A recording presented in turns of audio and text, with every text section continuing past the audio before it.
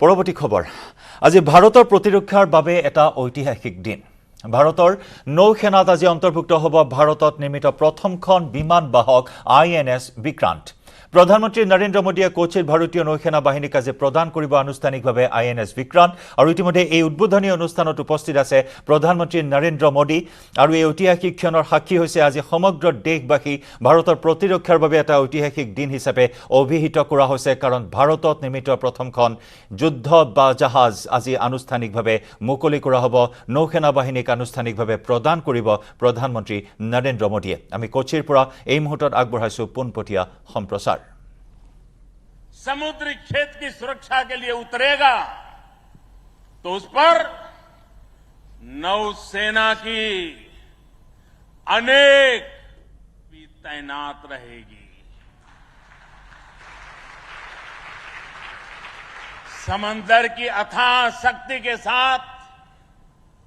असीम महिला शक्ति ये नए भारत की बुलंद पहचान बन रही है मुझे बताया गया है कि अभी नेवी में करीब 600 महिला ऑफिसर्स हैं लेकिन हम इंडियन नेवी ने अपनी सभी शाखाओं को महिलाओं के लिए खोलने का फैसला किया है जो पाबंदियां थी वो अब हट रही है जैसे समर्थ लहरों के लिए कोई दायरे नहीं होते वैसे ही भारत की बेटियों के लिए भी अब कोई दायरे या बंधन नहीं है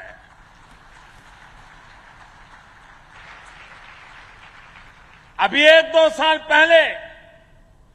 विमेन ऑफिसर्स ने तारिणी बोट से पूरी पृथ्वी की परिक्रमा की थी आने वाले समय में ऐसे पराक्रम के लिए कितनी ही बेटियां आगे आएगी दुनिया को अपनी शक्ति से परिचित करवाएगी नेवी की तरह ही तीनों सशस्त्र सेनाओं में युद्धक भूमिकाओं में महिलाओं को शामिल किया जा रहा है उनके लिए नई जिम्मेदारियों के रास्ते खोले जा रहे हैं साथियों आत्मनिर्भरता और आजादी को एक दूसरे का पूरक कहा जाता है जो देश जितना किसी दूसरे देश पर निर्भर है उतना ही उसके लिए संकट है जो देश जितना आत्मनिर्भर है वो उतना ही सशक्त है कोरोना के संकट काल में हम सभी ने आत्मनिर्भर होने की इस ताकत को देखा है समझा है अनुभव किया है इसलिए आज भारत आत्मनिर्भर होने के लिए पूरी शक्ति से काम कर रहा है आज अगर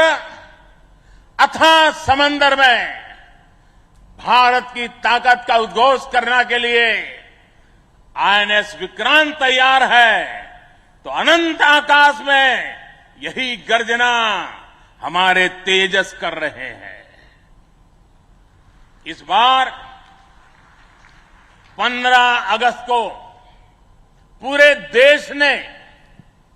लाल किले से स्वदेशी तोप की हुंकार भी सुनी है आजादी के 75 साल बाद सेनाओं में रिफॉर्म करके भारत अपनी सेनाओं को निरंतर आधुनिक बना रहा है आत्मनिर्भर बना रहा है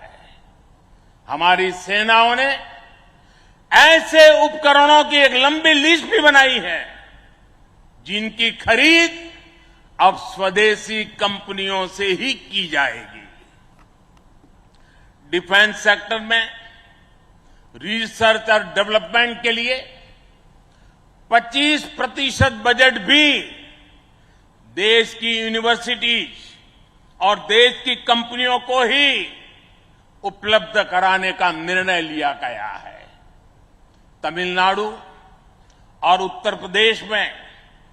2 बड़े डिफेंस कॉरिडोर भी विकसित हो रहे हैं। डिफेंस सेक्टर में आत्मनिर्भरता के लिए उठाए